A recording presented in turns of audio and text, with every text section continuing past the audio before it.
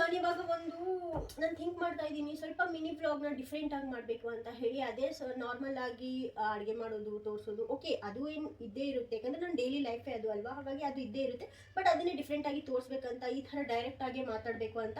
So but ಇನ್ಸ್ಟಾದಲ್ಲಿ 1 minute vlog ಅಷ್ಟೇ ನಡೆಯುತ್ತೆ. I think more than 1 minute ಆಗುತ್ತೆ. ಸೊ ಈ ಥರ ಮಾತಾಡಿದ್ರೆ ತುಂಬ ಲೆಂದಿ ಆಗಿಬಿಡುತ್ತೆ ಬ್ಲಾಗು. ಸೊ ನಾನು ಅದನ್ನ ಏನು ಮಾಡ್ತೀನಿ, ಕಟ್ ಮಾಡಿ ಅಪ್ಲೋಡ್ ಮಾಡ್ತೀನಿ. ಸೊ ನೀವು ಹೋಗಿ ಅದನ್ನು ನೋಡ್ಬೋದು.